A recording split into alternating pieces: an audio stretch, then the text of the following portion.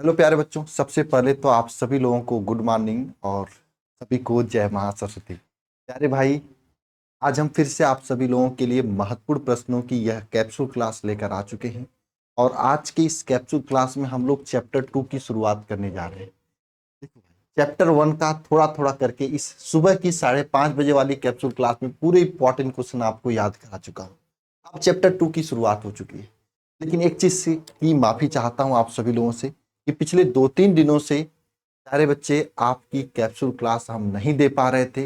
इसके लिए माफ करिएगा सभी लोग। बहुत ही ऐसे काम में फंस गए थे जिसकी वजह से क्लास नहीं ले पा रहे थे। अब कोशिश करेंगे कि रेगुलर आपकी क्लास हम लें। ठीक है प्यारे बच्चे, तो चलिए चैप्टर 2 जिसका नाम है स्थिर विद्युत विभव तथा धारिता के महत्वपूर्ण प्रश्न की शुरुआत करते हैं। सबसे पहला प्रश्न आप सभी लोगों के सामने है। प्रश्न क्या है? वैद्युत विभव की परिभाषा दीजिए तथा इसकी विमा लिखिए। हेडिंग डालिएगा सभी लोग, वैद्युत विभव। वैद्युत विभव इसे कहते हैं वैद्युत विभव प्यारे बच्चे। तो देखो भैया, देखो हमारा मेन उद्देश्य क्या होता है इस क्लास का कि आराम आराम आराम से चीजों को याद करा दिया जाए। तो वैद्युत विभव क्या होता है?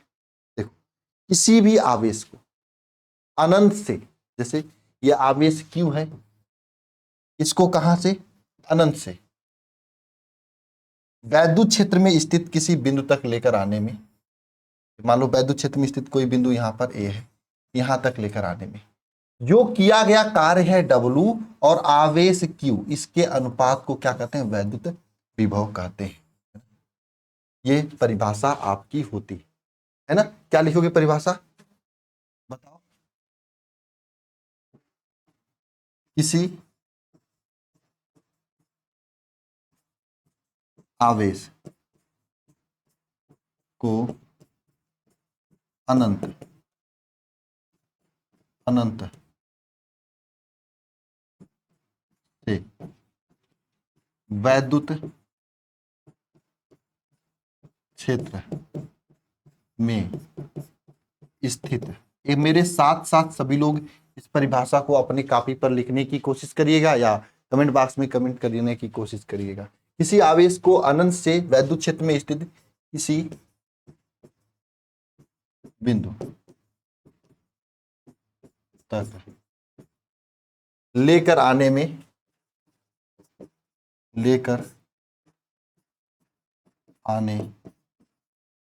में किया गया कार्य आवेश का अनुपात क्या कहलाता है? वैद्युत विभव कहलाता है।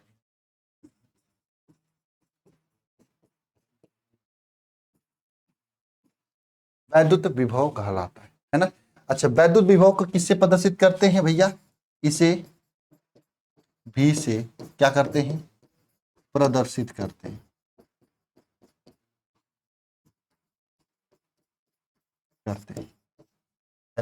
वैद्युत विभव V इज इक्वल टू क्या होता है? W/Q होता है। वैद्युत विभव V इज इक्वल टू क्या होता है? W/Q होता है। अच्छा, वैद्युत विभव V का मात्रक क्या होता है? वैद्युत विभव V का मात्रक क्या होता है? तो वैद्युत विभव V का मात्रक की बात करें तो क्या होता है बताओ? देखो, V का जो मात्रक है इज इक्वल टू W का मात्रक बटे Q का मात्रक, है ना। तो यहां से W का मात्रक क्या हो जाएगा भैया? जूल बटे Q का मात्रक क्या हो जाएगा? कूलाम। तो V का मात्रक क्या हो जाएगा? जूल प्रति कूलाम। यह एक W V का मात्रक हो जाएगा, मतलब विभव का मात्रक हो जाएगा। दूसरा मात्रक इसका होता है वोल्ट। क्या होता है दूसरा मात्रक? वोल्ट। ये दो मात्रक इसके वैद्युत विभव का होता है। ये दो मात्रक आपके वैद्युत विभव के होता है। अगर विमा की बात करें,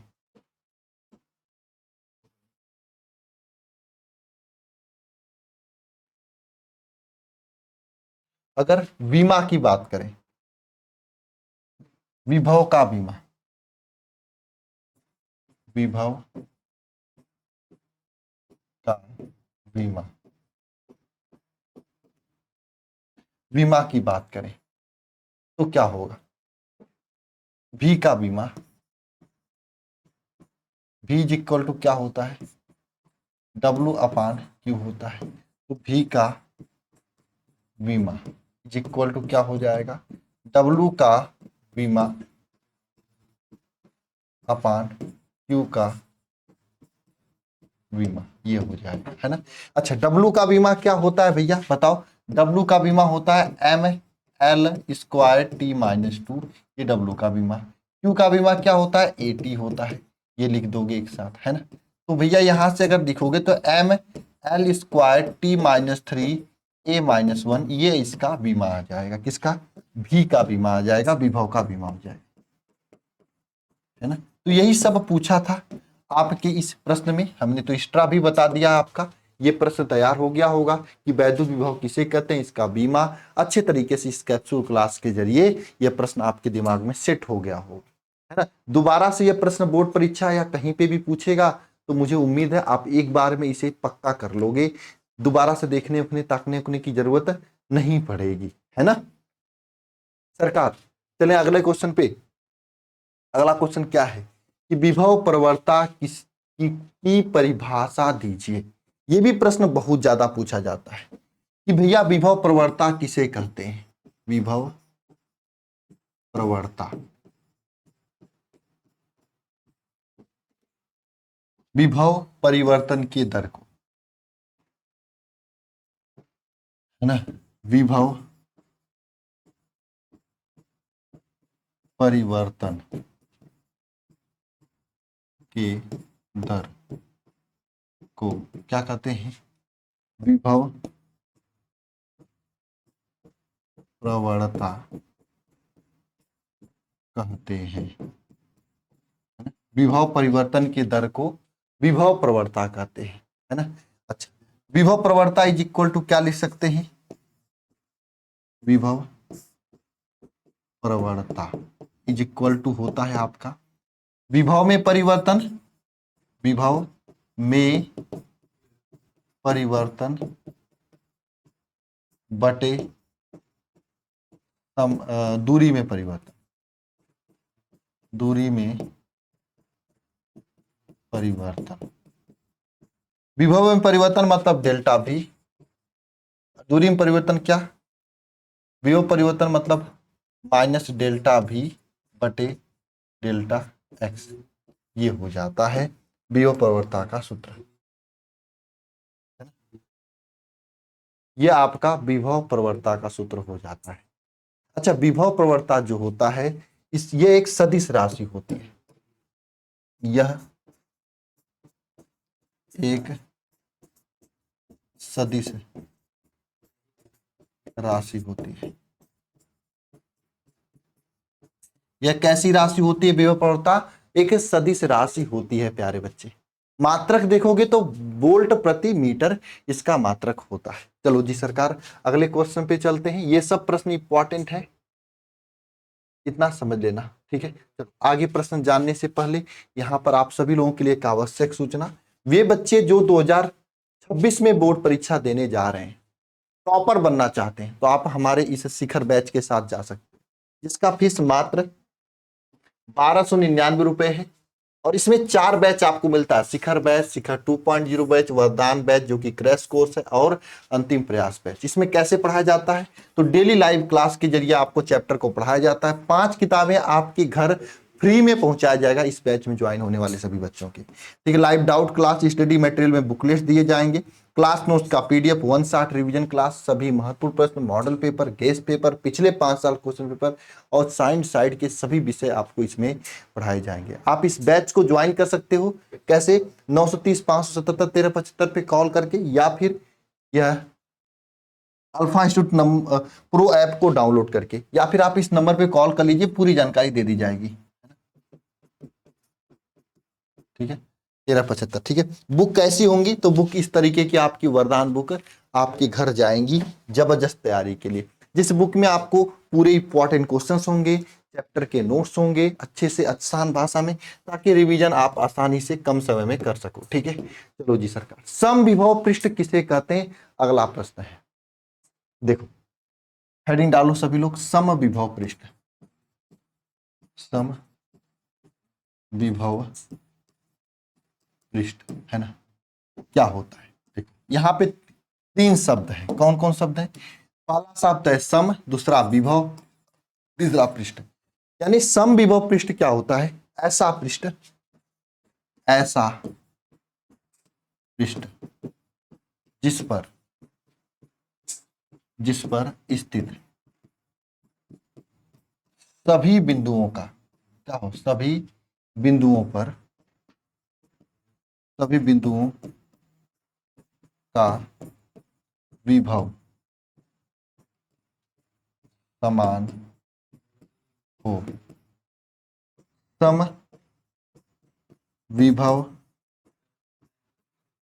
पृष्ठ कहलाता है, समविभव पृष्ठ कहलाता है ना। ये समविभव पृष्ठ की परिभाषा है, एक ऐसा पृष्ठ जिस पर स्थित सभी बिंदुओं पे क्या हो, विभव समान हो, समविभव पृष्ठ कहते हैं। देखो केवल यहाँ पे समविभव पृष्ठ की परिभाषा लिखने के लिए बोला है, तो हम केवल परिभाषा ही लिखेंगे, हम ये नहीं कि समविभव पृष्ठ का गुणधर्म बता दें, समविभव पृष्ठ में दो बिंदुओं के बीच का विभवांतर शून्य होता है, ये सब बता दें, है ना। तो इन सभी बिंदुओं को हम एक्स्ट्रा लिख भी देंगे एग्जाम में ना, तब पर भी नंबर नहीं मिलेगा। ठीक है, तो आप क्वेश्चन में क्या पूछा है और आपको कितना लिखना है, ये बात आप समझना सीख लो, ये आप सभी लोगों के लिए बहुत ही हेल्पफुल होगा, बहुत ही सहयोगी होगा। ये बात समझ में आई आप लोगों को। अब देखो यहाँ पे बहुत बड़ी बात मैं यहाँ पे लिखने जा रहा हूं, जो कि आपको समझने की बात होगी। सबसे पहली बात है, सम विभव पृष्ठ के किन्हीं दो बिंदुओं के मध्य का विभवांतर